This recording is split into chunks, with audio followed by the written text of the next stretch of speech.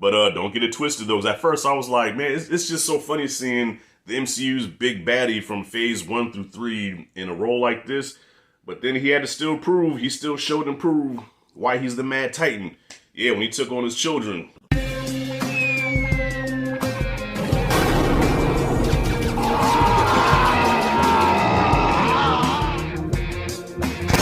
What if King T'Challa became Star-Lord? So I did not plan on covering What If just because whenever I cover Marvel or Star Wars on my channel, nobody gives a shit.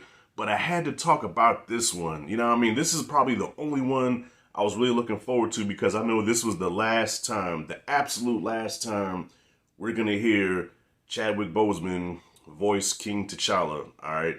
Now, I know it's inevitable. They're going to have to cast him, recast him sometime in the future. They can't just go without T'Challa forever. They're going to have to recast him at some point, but it's a little too soon because he just, in the few movies that he was in as T'Challa, like, he owns the role. Like, you know what I'm saying? Like, he's my Black Panther. No matter what, like, you know how they say my Superman, that's my Batman. That's always going to be my T'Challa Black Panther. So, I had to cover this episode. And y'all, look here, I'm a sensitive nigga, okay? I could admit that, okay? As big as I am, I'm a sensitive nigga. Sometimes I can be a water bag. And though I did not cry like a baby, there was a point where I had tears in my eyes and I got emotional. And it was like, oh, man. Like, I enjoyed every minute of this episode just because I knew it was the last time I'm going to be seeing him in a new adventure for the last time. You know what I mean? Dope ass episode too, by the way. And and Nebula, holy shit. Yeah, Nebula had it going on. Shit, it's a cartoon. Look at it. I'm surprised T'Challa ain't tapped that.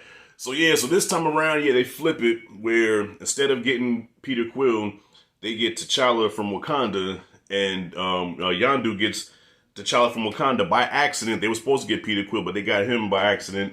And they take him in as one of the Ravagers, but the difference between Peter Quill and T'Challa is royalty. Without even knowing he was a king, everybody respected him. He was charismatic. Everybody loved him. He saved Drax's home world. Drax, his family lived. He's a bartender now. He talked Thanos out of doing the snap, out of taking out half the population. It was kind of weird seeing Thanos as just like one of the guys just chilling like, yeah, I found there's other ways to, to correct the world and the resources. And so now, I'm just one of you guys now. But don't get it twisted though. At first I was like, man, it's just so funny seeing the MCU's big baddie from phase 1 through 3 in a role like this. But then he had to still prove, he still showed and proved why he's the Mad Titan. Yeah, when he took on his children, all right? Nebula was like, look, you can't take them by yourself. And he's like, look, you forgot, I'm still the Mad Titan.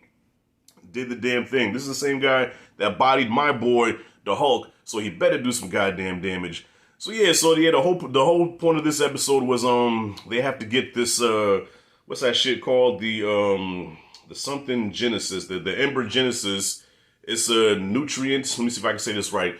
A nutrient filled thing that can restore planets. I'm probably saying that wrong, but yeah, no, it's this thing that's supposed to recover. It's supposed to restore a planet, and if a planet's dying, it's supposed to bring it back to life, and they're going to get that. But instead of Thanos, now the Collector is now the big baddie. He filled in the power spot or whatnot, the power thing, and yeah, so he's the big bad guy now. So they have to stop him, and so yeah, this episode was action packed. Chadwick Boseman still owns the role as T'Challa. And, well, the part that got me emotional, he's probably saying, Rashad, where did you get emotional, was when they went back to Wakanda.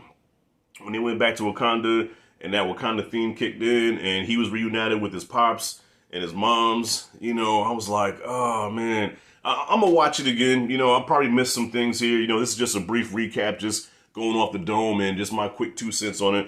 But I love this episode way better than last week's. I mean, last week's episode was cool, but I wasn't 100% in love with it. It just wasn't, okay, Captain Carter, cool. But to see T'Challa in all his royal glory as Star-Lord and just everybody just, respecting him and just being that nigga, you know what I'm saying? Love that shit. And we got Howard the Duck, which is one of my favorite movies from the 80s. I don't care what y'all say. Howard the Duck is also in this episode. Yo, right now, this is my favorite. I don't know how they're going to top this, but yeah, yo, I just had to talk on this real quick. What if T'Challa became Star-Lord is a must watch. If you like Black Panther, even if you're not a Marvel fan, if you like Black Panther, if you've seen Guardians of the Galaxy, you will love this episode. I guarantee it. Or I will PayPal you $10. Just joking, I ain't doing that shit. But anyways, y'all, what did you think about the episode? Have you seen it? Comment freely below. Did it get you in your feelings, man? Do you miss Chadwick Boseman's Black Panther? Do you think they're going to recast Black Panther anytime soon? Comment freely below. Let me know what you thought. And that's it and that's all. This is Rashad G signing out. See you in the next video. Yeah, that thing, yeah, Nebula was hot. Like, for a cartoon, shit. Like, she's up there with Jessica Rabbit almost, man. Damn.